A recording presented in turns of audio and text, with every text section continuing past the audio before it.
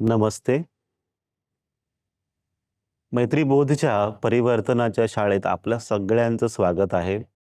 आज आपण एक प्रश्न घेणार आहोत. हा प्रश्न विचारलेला आहे वाणी शर्माजी यांनी आणि छान प्रश्न आहे. आपण जेव्हा आध्यात्मिक मार्गावरती जेव्हा वाटचाल करत असतो, कधी ना कधी, कुठे ना कुठे हा प्रश्न येतोच. त्यांच्या आप्तेष्टांनी, त्यांच्या जवळच्याच लोकांनी त्यांना असा प्रश्न विचारला, की तुमचे गुरुजी असताना सुद्धा आम्हाला तुमच्यात काही परिवर्तन दिसत नाहीये. मग तुमच्यात परिवर्तन होणार कधी? आता हा प्रश्न विचारल्याच्या नंतर हे जे साधक आहेत, वाणी शर्माजी, त्यांना वाईट वाटलं आणि त्यांना कळत नाही, की आता मी काय करावं? जेव्हा माझ्यावरतीच प्रश्न येतोय, की परिवर्तन दिसत नाहीये, मग आपले गुरुजी काय करत आहेत? असा प्रश्न त्यांना विचारला. तर आपण काय करावं आता? अशा आपण समजून घेऊ, की एक साधक म्हणून काय करावं अशा वेळेस? मान्य केलं आपण, ठीक आहे. किंवा त्यांनी प्रश्न विचारला, परिवर्तन नाही झालं. मग आता ह्याला आपण टप्प्याटप्प्याने समजण्याचा प्रयत्न करू, की विचारणारा कोण आहे? विचारणारा जो आहे, त्यांनी अनुभव केला का परिवर्तनाचा? त्यांना कळालं का आध्यात्मिक सत्य? जे न्यायनिवाडा करत आहेत, जे सांगत आहेत, की बाबा तुमचा अनुभव पूर्ण झालेला नाही. तुम्हाला सत्य कळालेलं नाही. तुम्ही परिवर्तनाचा अनुभव करत नाही आहात. हे ज्यांनी स्वतःच अनुभव केलेला नाही, मग त्यांचा प्रश्न आपण किती गांभीर्याने घ्यावा, हे आपणच ठरवावं. दुसरं असे असू शकतं कधी-कधी लोकं प्रश्न विचारतात, आपलीच लोकं प्रश्न आपल्याला विचारतात अपेक्षेपोटी. त्यांना असं वाटतं, की तुम्ही अजून काहीतरी चांगलं करावं. तुमच्यात सुधारणा झालेली आहे किंवा आध्यात्मिक परिवर्तन झालेलं आहे, पण अजून व्हावं म्हणून सुद्धा लोकं तसं म्हणतात, की तुम्ही अजून काहीतरी चांगलं करा. कित्येकदा असं असतं, की 10 मित्र आहेत, त्याच्यापैकी 9 मित्र सिगारेट ओढतात आणि 10वा नाही ओढत. त्याला आवडत नाही सिगारेट. मग 9 मित्रांसाठी 10वा जो मित्र आहे, तो चुकीचा आहे, वाईट आहे, तो बिघडलेला आहे. जे 9 मित्र आहेत त्यांनाही माहीत आहे, सिगारेट ओढणं हे तुमच्यासाठी चांगलं नाही. तुमच्या आरोग्यासाठी चांगलं नाही, हानिकारक आहे. हे माहीत असून सुद्धा 10वा मित्र ह्यांच्यासाठी वाईटच आहे.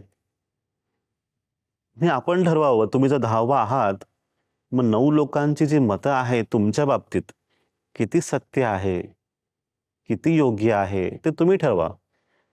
दुसरी बाजू अशी, की एक शिष्य होते किंवा एक फकीर आहेत आणि हे फकीर चांगलेच सिद्ध फकीर आहेत. एकदा क्रोधित झाले ते आणि त्यांच्याच एका जवळच्या भक्ताने त्यांना दगा दिला. एक विश्वासघात केला, त्यांना राग आला आणि त्यांनी ठरवलं, की हा व्यक्ती ज्या गावात राहतोय, तर संपूर्ण गावालाच मी आता शाप देणार आहे. कोणीही तिकडे वाचणार नाही. तिकडे आजार येईल, रोग येईल लोकांसाठी. त्यांना पिण्यासाठी पाणी मिळणार नाही, दुष्काळ येईल, असं खूप काही त्यांनी ठरवलं क्रोधापोटी, की नाही मी आता त्यांना सोडणार नाही. माझ्याशी त्यांनी दगा केला. मी विचार करत असतानाच एक शीख गुरु आहेत, प्रथम गुरु, गुरु नानकजी आहेत. त्यांनी त्यांना समजावलं, त्यांच्यापर्यंत पोहोचले आणि सांगितलं, "तुम्ही बाबा असं का करत आहात? प्रत्येक व्यक्ती ईश्वराचेच पुत्र आहेत आणि तुम्ही प्रत्येकासाठी दयेचा भाव ठेवा, प्रेमाचा भाव ठेवा. उगाचच कुणाला तुम्ही असा शाप देऊ नका." तर ते ऐकत नाही, "नाही, मग मी सोडणार नाही." तर म्हटलं, "त्या गावातील सगळीच लोकं वाईटच आहेत." असे ते फकीर म्हणतात. तर नानक जे आहेत ते म्हणतात, "ठीक आहे, जर एक जरी व्यक्ती चांगला असेल, तर तुम्ही सोडाल का?" तर ते म्हणतात, "ठीक आहे, पण मला असं वाटत नाही की एकही व्यक्ती तिकडे चांगला असेल." मग नानकजी आपल्या एका शिष्याला बोलवतात आणि त्याला सांगतात, की "बाबा हे 2 कॉइन्स तुम्हाला देतोय मी, नाणी देतोय.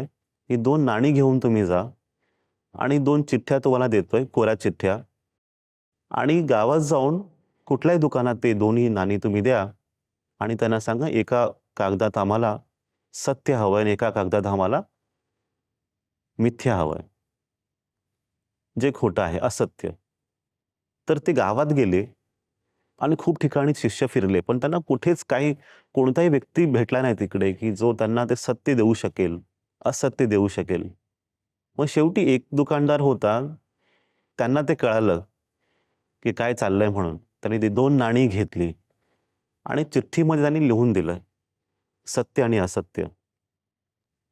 चिठ्ठ्या घेऊन ते शिष्य आपल्या गुरुजींकडे पोहोचले. नानकजीला त्यांनी चिठ्ठी दिली आणि त्यांना सांगितलं, की हे सत्य आणि हे असत्य. त्यांनी उघडलेने वाचलं आणि त्यात लिहिलं होतं, मृत्यू सत्य आहे आणि जीवन मिथ्या आहे. हे वाचल्यानंतर आणि ऐकल्यानंतर ते जे फकीर आहेत, त्यांना कळालं, की खरोखर ह्या गावात एक चांगला साधक तरी आहे. एक तरी व्यक्ती चांगला आहे या गावामध्ये. आणि ज्याप्रमाणे त्यांनी शब्द दिला, त्यांनी मान्य केलं, की मी आता कुणालाही शाप देणार नाही. पण हे एकाच व्यक्तीला मी दंडित करेन. तर सांगण्याचा मुद्दा इथे असा, एक व्यक्ती, फक्त एका व्यक्तीमुळे ते संपूर्ण गाव त्या शापापासून मुक्त झालं. मग विचार करा, जर एक जरी व्यक्ती अनुभव करत असेल परिवर्तनाचा, सगळ्या समाजाचं कल्याण होतं. संपूर्ण समुदायाचं, देशाचं कल्याण होतं. जरी एक व्यक्ती परिवर्तनाचा अनुभव करत असेल तर. तुम्ही त्या मार्गावर आहात. लोकं प्रश्न विचारणार. तुमची तयारी किती झालेली आहे? तुम्हाला अजून किती पुढे जायचं आहे? हे तुमच्या आजूबाजूचे लोकच तुम्हाला सांगतील. तुमची परीक्षा होईल, तुमच्या गुरूंची परीक्षा होईल. तुम्ही ज्या पथवर चालत आहात, ज्या मार्गावर चालत आहात, तो मार्ग तुमचा सत्याचा असेल, मग तुम्हाला पुढे चालावंच लागेल. न थांबता, न थकता. हा मार्ग मुक्तीचा मार्ग आहे. आनंदाचा मार्ग आहे. लोककल्याणाचा मार्ग आहे. एक जरी व्यक्ती त्या अनुभवासाठी तयार असेल तेव्हा. तुम्ही ह्या गोष्टीपासून काय शिकला असाल किंवा काही प्रश्न असतील, तर नक्कीच आम्हाला कळवा. आपण पुन्हा एकदा पुढच्या आठवड्यात एक नवीन विचार घेऊन भेटू, एक नवीन सूत्र घेऊन भेटू. आपल्या सगळ्यांचं कल्याण हो, आपल्या सगळ्यांचं मंगल हो. नमस्ते.